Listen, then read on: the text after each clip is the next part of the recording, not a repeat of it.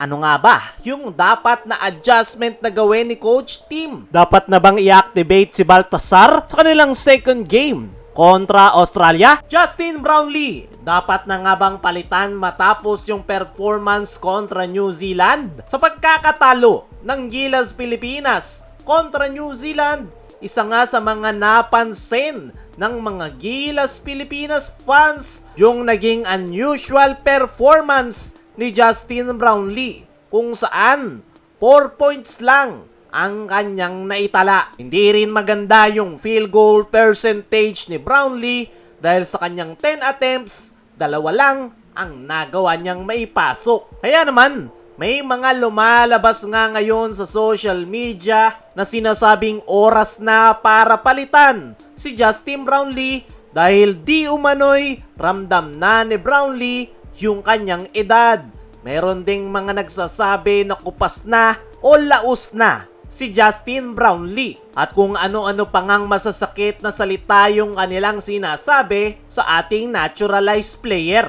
Pero tama lang ba napalitan na si Justin Brownlee patapos yung kanyang hindi magandang performance? Para sa akin mga chong, unfair yan para kay Justin Brownlee. Dahil unang-una, isang laro nga lang yan. Kilala natin si JB na hindi talaga maganda yung pinapakitang performance every time na unang laro. Pangalawa, game plan talaga ng New Zealand na i-shutdown si Justin Brownlee. Nabanggit mismo ng head coach ng New Zealand na 80% ng kanilang game plan ay i-shutdown si Justin Brownlee. At nagawa nga nila ng maayos yung kanilang game plan dahil 4 points lang yung naitala ni Brownlee. Kahit sino naman ay mahihirapan kapag ang game plan ng kalaban ay wag kang makapuntos. Pagdating naman sa tanong kung dapat nang palitan si Justin Brownlee, ay hindi naman natin masisisi yung ilang mga fans na gustong palitan si Justin Brownlee.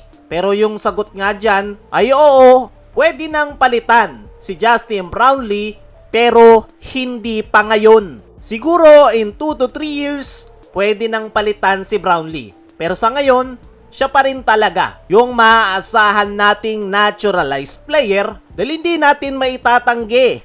Nandun pa rin naman talaga yung laro ni Justin Brownlee. Talagang yung game plan lang ng New Zealand ay pigilan si Brownlee. Sa tingin ko, mas okay pa nga si Brownlee kaysa sa mga ibang imports dahil hindi nga ito matakaw sa bola at kita nyo naman yung nangyari. Mas nakakapag-step up yung mga local players. Siguro kung ibang imports yan, kapag maalat yung performance, ay pipilitin pa rin pumuntos. Which is, hindi gawain ni Brownlee.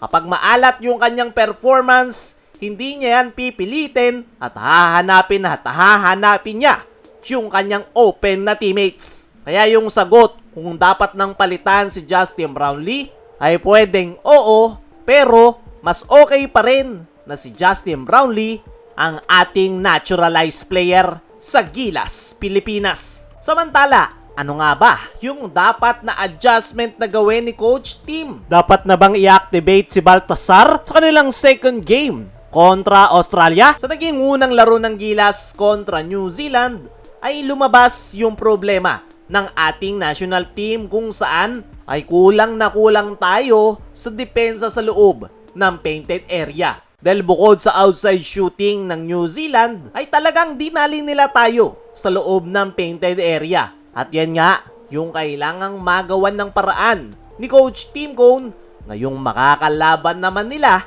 ang mas malakas na Australia. Kailangan ni Coach Tim na mas higpitan yung kanilang depensa sa loob ng painted area dahil paniguradong dyan magdodomina ang Australia. At malamang sa malamang, magkakaroon ng adjustment si Coach Tim Cone. Possible rin na mag-adjust ito sa kanilang lineup dahil nabanggit ni Coach Tim nung nakaraan, pwede niyang ipasok yung mga Gilas players na hindi na ipasok sa 12-man pool. At ang pwedeng hugutin dyan ni Coach Tim Cone ay itong si Justin Baltasar. Malaki ang maitutulong ni Balti sa Gilas Pilipinas kontra Australia. dahil dagdag presence ito sa loob ng painted area at the same time, pwede ding makatulong si Balti sa perimeter at outside shooting. Sana lang ay i-activate ni Coach Tim etong si Justin Baltasar dahil kulang talaga tayo sa frontcourt position.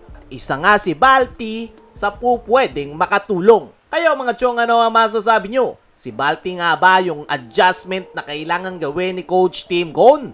Ano rin yung masasabi nyo? Dapat na bang palitan si Justin Brownlee? I-comment mo lang dyan sa ibaba.